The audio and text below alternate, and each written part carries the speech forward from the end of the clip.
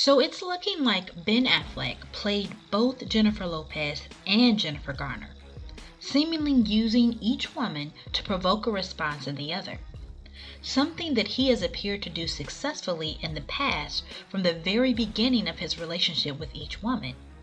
And now it looks like he's adding Matt Damon's wife to the mix.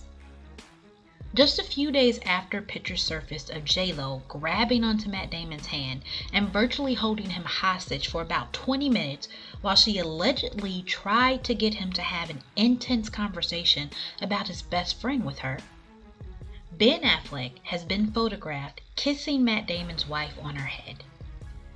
He tried to make it appear like an innocent embrace between friends. But as you can tell by the way Ben looked around before engaging in the inappropriate caress, his actions seemed to be for a specific audience. Did anyone else notice how he seemed to make sure the cameras were around to catch his moves before then leaning in and laying one on his best friend's wife? For someone who supposedly cherishes his privacy and thinks the attention that surrounds J-Lo is bananas, he definitely knows how to make sure his actions bring all the attention his way whenever he's in public. And playing tit for tat with Matt Damon and J-Lo is just one of his latest stunts, because Ben seems to have a habit of throwing a rock and hiding his hand, which is what he's done for years. Just ask his first wife, Jennifer Garner, who had to wait until she was 3 months pregnant before he finally married her in June of 2005, even though he probably made her think he was falling for her all the while he was still engaged to Jennifer Lopez. Like in January of 2003, Jennifer Garner and Ben Affleck appeared on an episode of Dinner for Five, where you can see Jennifer basically mooning over the engaged Ben, while he looks like a deer caught in the headlights, before later in the episode slipping up and referring to Garner as baby while she defends him against another guest. Well, when Kevin Smith starts making fun of Affleck. I mean, I feel like I might have to kick your ass. There we go. You don't want her to kick your ass, man. Why? Or what about when he made that Oscar speech in 2013, where he called their marriage work and thanked her for working on their marriages for 10 Christmases, when they had actually only been married for 7. He couldn't just thank his wife for all her support. No, he had to put out the idea that the marriage was hard work, and then throw Jennifer Garner under the bus again by letting the world know that they got together before she and Michael Vartan split up and before he and J-Lo split up. Now, whether that was a subliminal at J-Lo or just another attempt at embarrassing his wife at the time, the man who values keeping sacred things private just had to tell the world his marriage was hard work and expose them both. Just like after their divorce, he did a Howard Stern interview where he said part of why he started drinking was because he was trapped. But he can't leave because of his kids. But he's not happy. So what can he do? Or saying that they had a marriage that didn't work. He respects her, but he shouldn't be married to her any longer. Or telling the Wall Street Journal that he would probably still be drinking if they'd stayed together. And when confronted with these harsh statements that he actually made himself, Ben blamed uncharitable souls on the internet for mischaracterizing his statements. It's obviously no secret that Ben Affleck seems to have a hard time accepting responsibility for the consequences of his own choices in life. He even blamed intense public attention for the first time he and J-Lo broke up. Ben has tried to make it clear that he's the one being sinned against.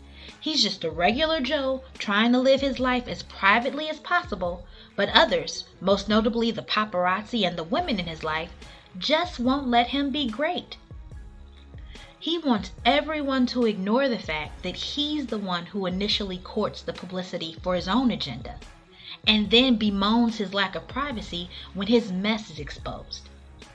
For instance, before he and J-Lo became a couple the first time, Ben Affleck spent over $15,000 in April of 2002 taking out half-page ads in both Variety and The Hollywood Reporter, praising J-Lo's work ethic, saying that she was such a wonderful example to him, how she had shown kindness, dedication, diligence, humility, graciousness of spirit, beauty and courage, great empathy, astonishing talent, real poise, and true grace. He laid it on even thicker, saying that she was every inch the consummate professional, and how it had been an honor and a pleasure to work with her, and that he only wishes he was fortunate enough to be in all her movies. With love, respect, and gratitude, Ben Affleck. It didn't matter that Jennifer had been married to Chris Judd for about 7 months at the time. Ben basically decided to shoot his shot in the most public way possible. And it worked, because 3 months later in July, J-Lo filed for divorce, and she and Ben were spotted everywhere together. So Ben is the one who basically started the media frenzy of Jennifer to get what he wanted, which at the time was a new image, because the past couple of years had been a disaster for him, with a lot of his movies being both commercial and critical failures. After the success of Good Will Hunting, the bar was set pretty high, and according to a lot of critics, it was starting to look like Ben Affleck was not leading man material, since he couldn't consistently deliver box office success, which then made him fodder for the tabloids, exposing his boozing, gambling, and womanizing ways while frequenting strip clubs, and according to one club hostess, pacing back and forth from stage to stage, showing himself off. Ben was on a downward spiral that had him allegedly passing out drunk, falling asleep on set, yelling at the director, and kissing girls that he didn't want to kiss, making all kinds of, in his own words, poor choices that had him reaching out to a 3-year sober Charlie Sheen to get him into a 30-day residential rehab program at the beginning of August 2001, when he met the beautiful, hugely successful superstar J-Lo on the set of Jiggly. And the star power that she possessed probably reminded Ben of the high he had been on when everyone around him was puckering up.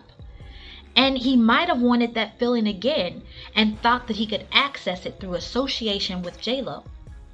So he began to gas her up, telling her all the things that she needed to hear, and Ben began to bask in the superstardom that encapsulated J-Lo, making surprise appearances on the Today Show when she was performing, giving her flowers on the red carpets, groping J-Lo's most famous asset in her music videos, sitting courtside at basketball games, and clowning for the camera. He had no problem with all the publicity. And then their first movie came out in August of 2003, and Jiggly was an immediate box office and critical bomb. The industry was saying Ben can sell magazine covers with J-Lo, but he couldn't sell movies. And about a week later, Ben allegedly found his way to a strip club in Vancouver and took several strippers to a private house party with his co-stars, engaging in various illicit activities with several of them before spending the night with one of them. A few weeks later, just 3 days before they were scheduled to get married, J-Lo and Ben released a joint statement calling off their wedding due to intense media scrutiny. So because Ben got caught being exactly who he is and not who he wants people to believe he is, now privacy becomes an issue. The next thing you know, in 2006, just a year after he married Jennifer Garner, reports were swirling that Ben had allegedly told a UK magazine that being with J-Lo had ruined his career, quoting him as saying he should have never gotten engaged and never gone down that route. He thought he wanted certain things, but he didn't. He got lost, felt suffocated, miserable, and gross. He had been typecast as himself, and too many people weren't getting past what they read about him, and that was bad for his career. So not only did he try to completely degrade J-Lo, but he blamed her for being the reason for his still bad reviews over 2 years after they split up. Years later, the Chatty Cathy did another interview with Playboy in 2014, where he basically said that Daredevil was the only movie that he regrets doing, but at least he fell in love with his wife during filming, because she was there for him when he sunk into a morass, resulting from the perfect storm of flop films and mass public attention, Falling in love with her gave him a foundation to reach out and move forward, to put positive stuff on the board. And in that respect, she's the most important person to him. Then he said that the fact that Jennifer Garner's character won most of the fights in Daredevil was a pretty good predictor of what would happen down the road. His wife holding swords and beating the living ish out of him. So on the one hand, he again puts out the idea that he fell in love with Jennifer Garner while he was engaged to J-Lo. And on the other hand, says that Jennifer Garner's importance to him is dependent upon her ability to pull him out of dark places, and jokingly paints the picture of him being a poor, downtrodden husband who gets picked on by his wife. He basically took direct digs at both Jennifers, seeming like he's intentionally trying to pit them against each other, especially considering the fact that in 2012, while he was still married to Jennifer Garner, he told Hollywood Reporter how he and J-Lo still have a relationship where they email each other and compliment each other on their work, giving an example of how when J-Lo got the American Idol job, he emailed her and said it was really smart and wished her good fortune. This oversharing mess of a man again puts all his personal business out there, but then wants to act like he isn't the one who craves publicity, which is probably one of the main reasons he sought out J-Lo again, because after his separation from Jennifer Garner, his sobriety relapses and his increasingly cringeworthy alleged flings with his children's nanny, whom he allegedly let wear Jennifer Garner's clothes, a married SNL producer, a 22-year-old Playboy playmate, and the co-star of yet another failed movie, Ben was on another downward spiral that saw him losing his chance at directing The Batman, and later having his lead role going to Robert Pattinson instead. He was probably becoming a huge risk for studios to even consider casting in lead roles. According to TMZ, the man started emailing her while she was still engaged to A-Rod. Then, all of a sudden, A-Rod was accused of cheating on J-Lo, and by April 15, 2021, A-Rod was officially out of the picture, and Bennifer 2.0 were vacating together in Montana less than a month later. Pretty soon, the two went official, and Ben proposed to J-Lo again in April of 2022. And since Ben had a history of not following through when it came to marriage, J-Lo was taking no chances, and the two had a quickie marriage in Vegas 3 months later. And that's when Ben's perpetual pouting for the camera started. From breaking down crying while at dinner on their honeymoon, to making the most miserable faces you've ever seen, before he eventually checked out of their honeymoon altogether for work reasons and left J-Lo in France all by herself. Then you have Ben adding more fuel to the fire by being caught smiling ear to ear whenever he was in the company of his ex-wife Jennifer Garner, hugging each other for the cameras, which is probably what led to J-Lo's desperate attempt to prove to the world that Ben really loved her, when she revealed to the world that Ben was the type of man to keep sacred love letters for an ex while married to the woman who gave him 3 children.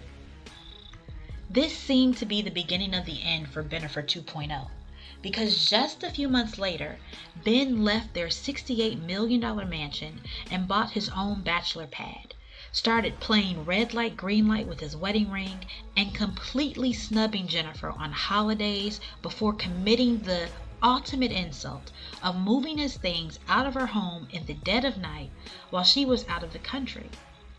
Although, the fact that he chose to do this at night when she was already a whole continent away makes one wonder if it was really his daughter that he was afraid the paparazzi getting a good look at with their flashing lights.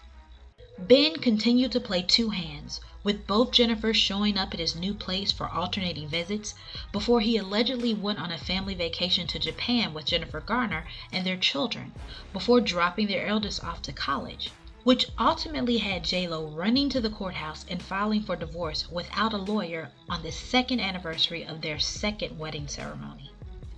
And just like that, a new woman enters the picture, with reports surfacing of Ben hanging out with Kit Kennedy.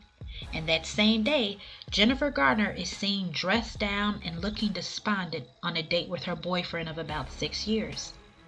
looking like she is again experiencing what she described to Vanity Fair in a 2016 article when she said Ben is a complicated guy.